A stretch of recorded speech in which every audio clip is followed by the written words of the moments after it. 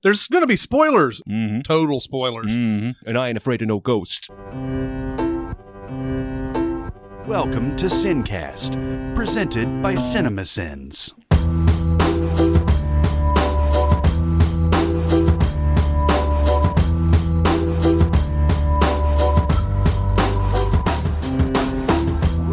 Welcome to this minipod of Ghostbusters. Ghostbusters. I am Chris Atkinson from CinemaSins, joined as always by the voice of CinemaSins, Jeremy Scott. Hello. And from Music Video Sins, Barrett Sher. Howdy.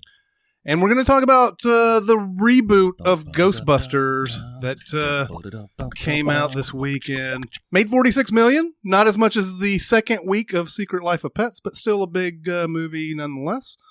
So where do we want to start on this one? We just saw this movie together, literally drove from the theater over here to the studio to talk about it. And I kept trying to remember things I really liked about it so that when we did this recording, it wouldn't just be me bitching the entire time. And I do think Kate McKinnon is freaking hilarious in this movie. And I did have several laugh-out-loud moments. This movie is not terrible. It's not shit. But, man, is it not very good. No, it's not good at all. I had some hope. Zach Woods actually sort of steals this movie in at the beginning. Scene. Yeah.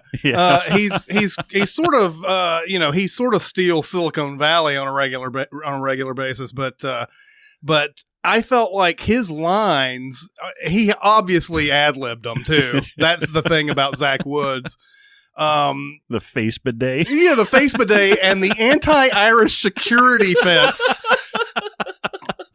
That was the biggest laugh, and it happened in the first minute. Yeah, that was it. It was all downhill. And then it does the whole thing where it's like it makes it look like he's in danger and gonna die and all that, and then he just shows up. Everything's cool. He's just scared. Yeah, everything was cool. But yeah, I mean, other than that, I think as far as all these Ghostbusters concerned, Kate McKinnon pretty much steals everything else after that. Yeah, because she's always like on during this, like even when she's not really, she has a line, you can see her expressing and and everything, whereas everybody else is kind of well, all right, we're in this movie and everything. Kate McKinnon really sort of sells everything. You know who was kind of, okay, we're in this movie? All of the cameos from the previous stars. Oh my God, Jesus. Like you I almost saw the phone in Bill Murray's hand in that performance. Yeah. And the Dan Aykroyd cameo is completely throwaway. It's worthless. It doesn't. The only reason any of these cameos are here is because they said, well, we got to put cameos in of the original cast. None of them in any way add to the movie at all. And it's really frustrating. Well, the whole thing is, if you're going in expecting to see a Ghostbusters movie, even like a Ghostbusters 2 movie, this is a completely different movie. This isn't even close to the spirit of the original. Like, they don't have nearly as much fun. It's not as interesting. The performances aren't as loose. Well, the fun feels manufactured. There are at least two scenes. There's one where, like, they just got into their office and Kristen Wiig. So she's looks over and Kate McKinnon is, like, doing this weird escalator thing behind the table and starts a fire. And it just felt like, we got to put a madcap scene in here. And then there's another scene where they're all dancing. Yeah. And she tries to dance with Chris Hemsworth or whatever, and it's just that all of it felt sort of tacked on, and also like 5% too long. Yeah, everything went just a little bit like, okay, all right, we got it. Yeah. Whereas I feel like the actors in the original were actually having fun. Yeah, and that bled into what we see on screen. Mm-hmm. That's what we're talking about, though, right? You were talking about stuff going on too long, and you're saying stuff that just seemed like they just threw it in there. There's so many cutaways to people in this movie. Yeah. Where it's like, oh, that'd be funny. We just kind of insert them in, let's put Chris Hemsworth. Let's have him say something. Yeah. And it's usually, and here's another thing. Here's the bottom line on some of these things. These jokes just don't land a lot of times. Mm-hmm. They're trying. I mean, I can understand they're trying to, ooh, this is weird, and ooh, this is, ooh, that looks like my kitchen. That type, those type of jokes. Yeah. Mm-hmm. Where it's just kind of... Or even when Slimer steals the car and she goes, my uncle's going to be pissed. Yeah. That's not funny. Oh, my God. There's probably about 4 or 5 cutaways directly to Leslie Jones's face where she can deliver a line. Yeah. Right. to make it funnier. Supposedly. Yeah, and it really does fall flat on almost every level. When you see the Zach Wood stuff at the beginning, I was sitting there going, like, after the movie, I was like, I wish Tina Fey had written this movie because I think Tina Fey could have like found some of that type of stuff that we see in that Zach Wood stuff. That's very Tina Fey kind of humor at the beginning, and it would have been perfect for them too, because if you were going to make an all-female cast and everything, we should also have female writer and probably a female director as well. But Tina Fey, I think, would have added some punch to this. Well, in this movie, I really don't want to get into the all-women cast thing because it's just cast such a light over this film that I don't think is fair. Because there is definitely backlash. There's definitely people on the internet that are going to hate it just because it's all women, because we're still a sexist, racist society. But for people like us that I feel like try and take a movie for its merit, it's hard to talk about how bad this movie is without sounding like we're bashing the all-women cast of it. But even this movie doesn't seem to understand it has an all-woman cast, because there's that line Chris Hemsworth says right before the finale when they show up. He's like, "Women, always late." I know. And then he's like, "You shoot like a girl." What the fuck is that? Yeah. How did that get into this script if this is all about empowering women and whatnot? Yeah. It really frustrated me. Yeah, I mean, I think that most people will be able to listen to this podcast without thinking that we're anti-women or everything. I think it's really the screenplay. Now, the screenplay is written by a woman and Paul Feig. But I don't think they give them much to do. You've got 4 heavy hitters here. Yeah. That can make you laugh at any time, and they're not given much to do. I mean, the only person, like I said, Kate McKinnon, seems to run with it and try to do something with whatever, little that they've been given. She's the only one really having fun. Yeah. It seems like. And you really got to love the bridesmaids type of dialogue, and you really got to love Kristen Wiig's delivery to like this movie. Yeah, like, and I do like her a lot. In fact, I like all 4 of the leads in this movie a lot in other stuff, but she's definitely doing her most Kristen Wiig-esque kind of awkward, like almost that Penelope character from SNL who always has to one-up everybody, but also kind of talks quietly. I did that too. That was great. So, I mean, now, I don't want to get all CinemaSinsy here, but there's a part in this movie where they go to a rock concert because there's a ghost there, and this is Ozzy Osbourne's concert, and he doesn't appear in any of the footage except at the very end. Another cutaway. He's standing off stage because he probably shot it 6 months after they shot this, and says, "Oh, Sharon," which is humorous now that they're going under divorce, and this was obviously shot before that. But anyway, so they grab the ghost, they get it in the canister, they come back to the headquarters, right, and Kate McKinnon starts showing off improved weapons. And I'm sitting there going, when did you improve the weapons? Yeah. You literally just got back. And then Kristen Wiig goes on to say in that scene to Bill Murray, just today at 4 p.m., we caught this ghost in this canister. And then it happens again. Like there's a whole nother scene where she shows off a bunch of new weapons, and that's after they leave the mayor's office. And I think it's the same goddamn day. No, they walk directly back to that alley. Yeah. And so twice in one day, she's managed to do all this Q upgrades to the weapons, and it's obvious they just wanted to have some scenes in there showing off new weapons and gadgets and whatnot. Yeah. Which is kind of some of the most fun in the movie. I thought they were cool. Yeah. We could have used more of that. Yeah. We could have used more of that in smaller scenes rather than let's try to sort of do another Marshmallow Man scene, which is what that Ghostbusters, that thing that formed that guy takes really is. Yeah. When we come or Mr. Oogie Boogie. Yeah. He definitely has an Oogie Boogie look. Like maybe some trademark issues there. I would have liked to have seen some smaller scenes in this where they're learning learning their craft. See, remember the first Ghostbusters is basically about them starting a business. Right.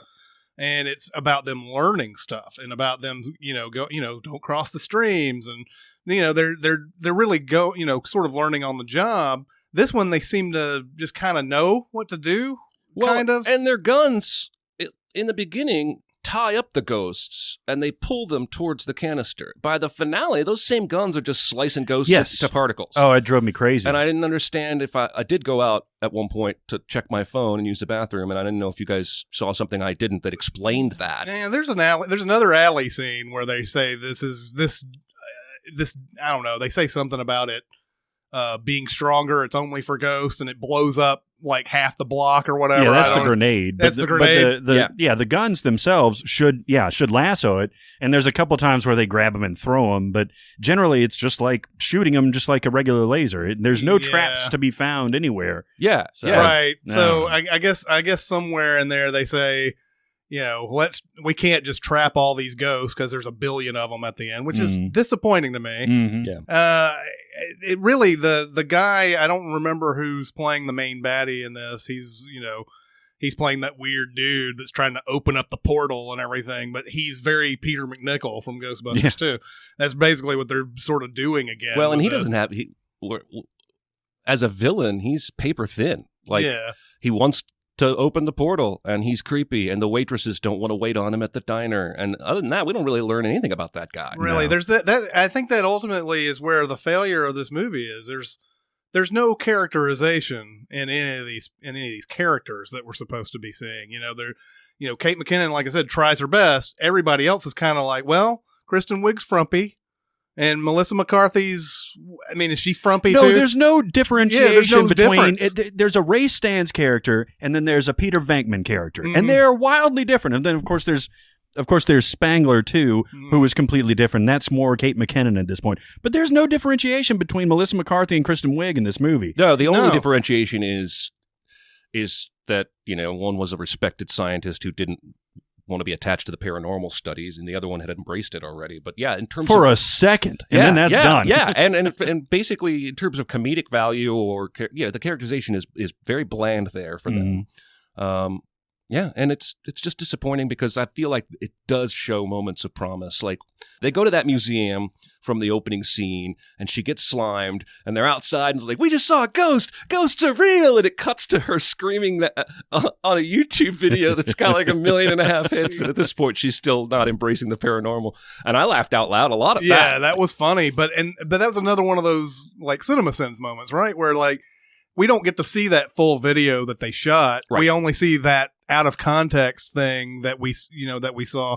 And I was wondering, did they capture it on video? Was there ever a moment? Except, they do capture it later in the subway, but they don't seem to show that other part of the video. Yeah, they're shooting it the whole time. Yeah, so there should be at least something in that video that tells Columbia University, oh, this is more than special effects going on here. Yeah. By the way, special effects are so Scooby-Doo. and I'm just sitting there like, we're stuck in 2002 here, aren't we? Yeah. They're too cartoony. Like the first Ghostbusters, I felt like there was they do weird things in the 80s. It's not the best special effects, but at least it looks like smoke or like something ethereal or whatever. This looks like, hey, let's make it funny. Let's make it fun. Let's make it colorful. For the kids. Yeah. Yeah. So, yeah. Yeah, it's not that the effects were bad. No. It's that they didn't seem to fit the tone. Or maybe what we should be saying is that the effects were the right tone. The movie lacked a little bit of that fun, and it's the script and the performances that didn't come up to the level of the effects. Yeah, that's a good point. Because, I can deal with cartoony Scooby-Doo effects in a Ghostbusters movie if it's got the right tone and it doesn't feel like Bridesmaids. Do you guys think that, because there were at least 2 scenes where they were looking at YouTube comments, and they were, talking about how mean and nasty they were and like, don't reply to that and all that bullshit. Do you think that was a direct reference to the whole making of this movie? Definitely.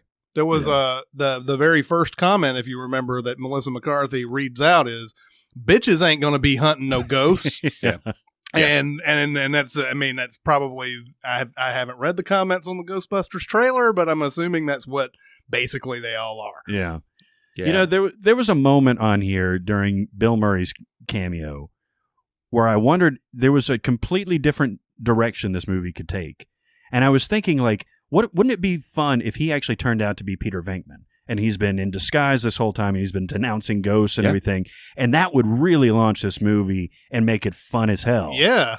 And it didn't happen. No, he's just some other guy. He's just some other guy with a wasted cameo. Yeah. Well, and I guess, even if they had the idea to do that, like, they completely ignore that first one. Like, I'm sitting there when they're first doing all this, I'm like sitting there going, okay, they're going to say, well, isn't this what the Ghostbusters did? Like how did they hunt ghosts and all that?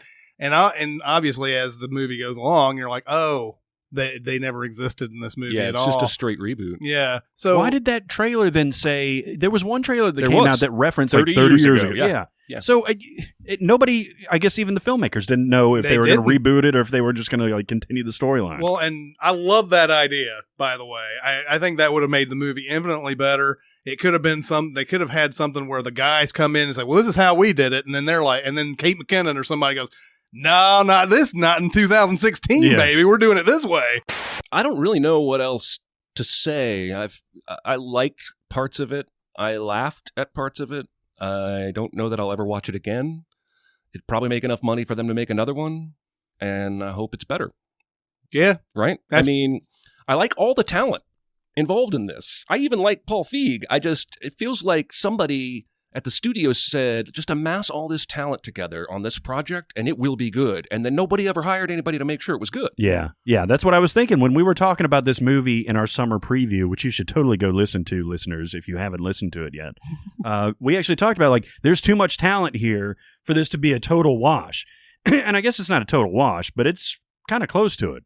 So I guess you can't do it just on talent alone. I think my ultimate sort of assessment of this movie is, would I watch this movie if it wasn't for the other Ghostbusters? Probably not. Probably wouldn't watch it. And that's the only reason I watched it this time. And like I was trying to think, if there were no other Ghostbusters before this and this came out, would I think it's a good start to a franchise that's trying to get off the ground? No, it's not. Yeah. So ultimately, I think it's a failure on all the fronts. Well, that's because this movie wasn't made to be a good movie. This movie was made because Ghostbusters existed, and we want to reboot that and use that name to draw people into the theater and make money. That was the starting point. We own this property. Let's make another. And then, maybe that's the starting point all the time. Maybe I need to be more jaded. Maybe every single movie starts out with, this needs to make money. But I have a hard time feeling like Ex Machina or Locke or movies like that had that conversation as the genesis of the film. The genesis of the film was an idea, a really cool idea. Yeah. And in this case, the idea was rehash something that was already done. Of course, you're getting into the area of indie versus studio at that point, where a little bit, yeah. Where indie is they're trying to make they are trying to make $1, but they can try to make their movie for less and they don't think about making gobs and gobs and gobs of money. They try to make a little bit of a profit, and stuff like story and stuff like that actually matters in that case. In a studio thing, it's really how much can we get hundreds of millions of dollars for this? Can we sell action figures? Can we sell stuff to Taco Bell and all this other type of stuff?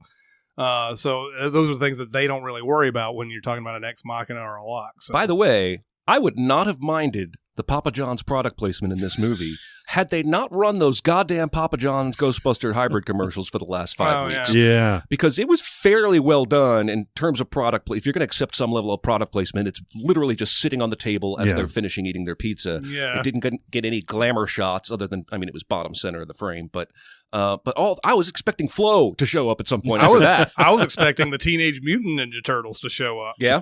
That's pretty much how that prominent that pizza was. Yeah. Like, it was just there right in front of you.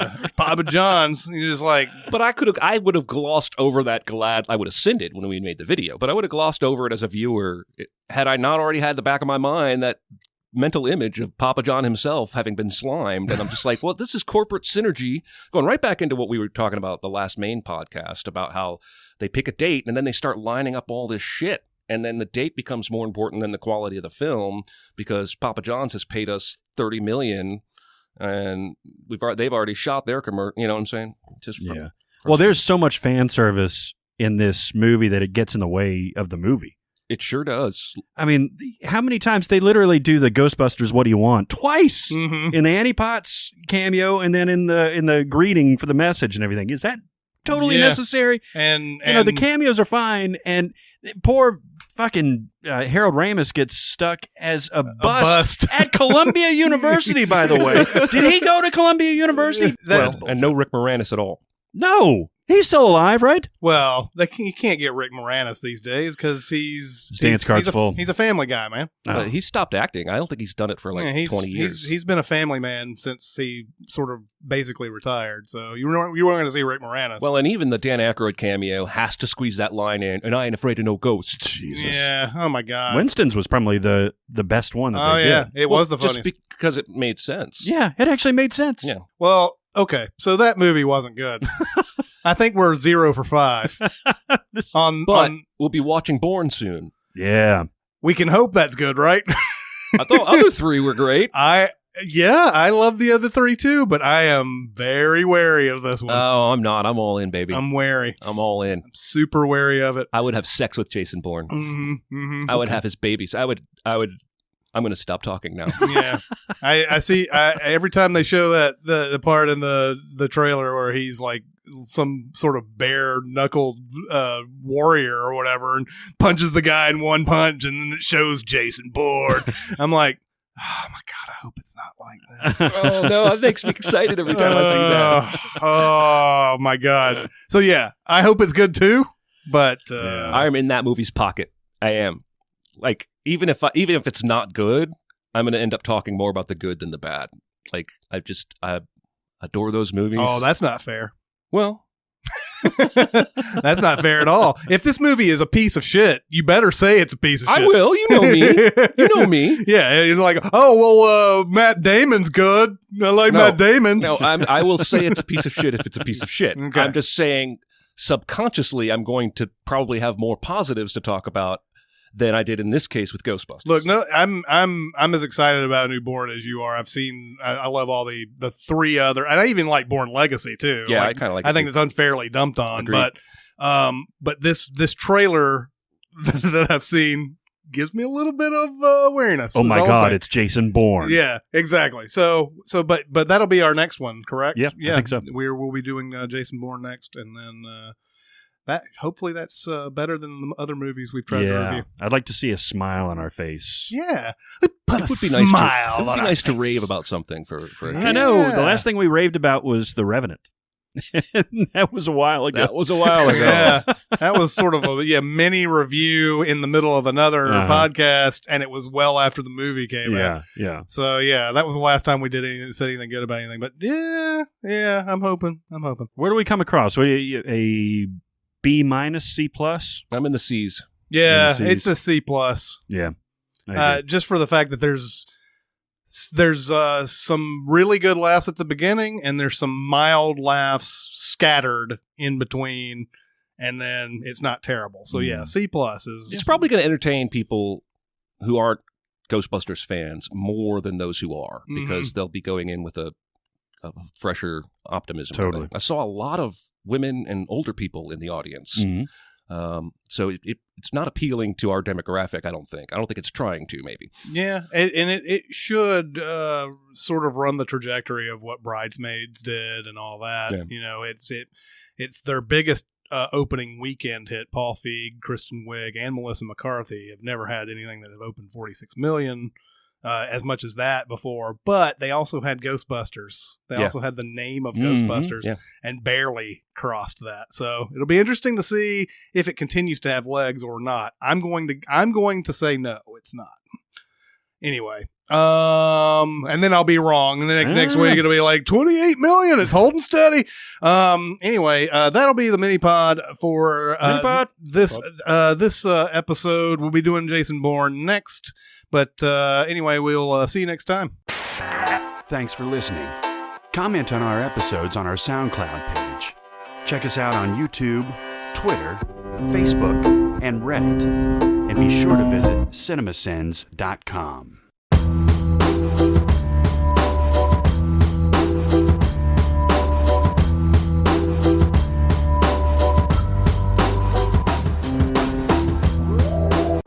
How fucking ridiculous is that Inferno trailer? Like, now, granted, I have not seen. Is this a continuation of the Dan Brown stuff? Mm-hmm. Yeah. That moment in that trailer when he's like, "We have to get to Florence," and I almost started laughing. Well, and when he says Inferno wasn't a story at all, it was a puzzle. Well, what kills me is that the placard comes up. the greatest mind in the world. Yeah. Like, he's not the greatest mind in the world. He's the greatest symbolist in the world, or symbologist in the world, which doesn't even fucking exist. Right. But now he's the best mind in the fucking world. We got to get to Florence. Yeah, exactly. I need a vacation. It was like James Bourne urgency in a National Treasure movie. Yeah. It really threw me off. Well, and the same thing could be said for the movie Nerve. Like, oh my God. Like, the thing about that is that I am totally down with that movie for a while in the preview. Yeah. I'm like, cool, they're playing the game. It's like all sorts of stuff. And then they're like, oh, they stole your information. You're trapped in the game. And it's like, I don't like that. Yeah. Why do we have to have an evil force? Just play the game. Life and death, man. It's got to be life and death stakes. Yeah. Eagle Eye 2. Although, Eagle Eye 2. Emma Roberts, am I right? Emma Roberts? Am I right? Am I right? Am I right? She's Julia Roberts' niece, right? Yep. Yeah. Eric Roberts' daughter. Yeah, That's Eric Roberts' daughter. I could see a lot of Eric Roberts in her. Eric Roberts is a fascinating dude to me because he'll be in something like The Dark Knight, or The Dark Knight Rises, and then he'll be in something like a Hallmark movie where he like kidnaps people and rapes them or something. He does like 10 movies a year. Or like Tremors 9. Yeah, he's just an interesting guy because he does obviously have respect of some in Hollywood to get into like those Batman movies and whatnot. And he's great in that. Is it The Dark Knight where the girl says something to him in a club and he's like, "What makes you think I want to hear you talk?" Yeah. It's like too loud. I can't hear you talk. I think if you look at his IMDb, he's got like 300 credits. It wouldn't surprise you. It's something like that. It's more than Samuel Jackson, who's in everything. Like, seriously, Eric Roberts, like, yeah, you're right. He'll do anything, but I don't know how he finds the time to do 10 movies. I think there was 1 year he did 10 movies. Yeah. Now, all of them, I mean, they're not all like starring roles or anything, but he must be going from one place to another constantly. Yeah. Oh, and Samuel L. Jackson brought back his unbreakable hair for the... He did. For the Mrs. The Peregrine's... Monster Calls? Yeah, Monster Calls, the new Tim Burton movie. Yeah, well, I don't really want to say anything about that. Was it Mrs. Peregrine's? It was the Tim Burton movie, wasn't No, it? You're right. Miss Peregrine's Home for... Oh, yeah, so we've officially already confused two movies. Yes. that were in that 15 block of trailers that we saw. That was an assault. That was an assault on the Well, senses. it's getting worse. It's getting worse. Like, remember it used to be... You got 2 Tom Hankses, though. 2 Tom Hankses. Well, really, we got every movie ever created was on that trailer pack. But it used to be you had to have 5 trailers on a movie. Then they snuck a 6th one in there. And then, like, when it became digital, it's like, okay, we're going to go to 7. And then suddenly 8. And then they started doing those, like, oh, we're going to do the Regal roller coaster, but this time we're going to do Star Trek Beyond at the end of it. Well, and the Crown Club advertisement had Ice Age. Right. And before that, the charity drive thing was a Suicide Squad trailer, basically. Yeah. And then they do this now where does this make me want to see the movie more when I see a star come up on the screen and say, "Hey, everybody, watch my movie"? Yeah. No. You know, it doesn't. It doesn't really. I mean, I like Margot Robbie and everything, but damn. I like at the beginning of the X-Men Apocalypse movie, or it was before I saw Civil War, maybe. Mm-hmm. And it was the X-Men Apocalypse trailer, and the girl who played Storm, who's like maybe the 6th, 7th build actor on there, comes up and she's like, "Thanks for coming to see my movie." Yeah. You should totally come to see my movie. Right. And Jennifer Lawrence is like, "Whose movie?" Yeah, you came to see me, right? But just for the record, guys, Eric Roberts has 439 actor credits on IMDb. Wow. He should get an award just for working so hard. He should. He's the music video actor too, right? He's in a ton of music videos. I'm sure he's in student projects by now, right? He's in music videos. True. Yeah, he's in music. He was definitely in music videos. I think he's called, like, he's known as like the music video actor, like not just the Killer's Mr. Brightside one, but he's in like a million. Oh yeah. I am just fucking losing all my words today. Yeah, I'm gonna get a little harmony.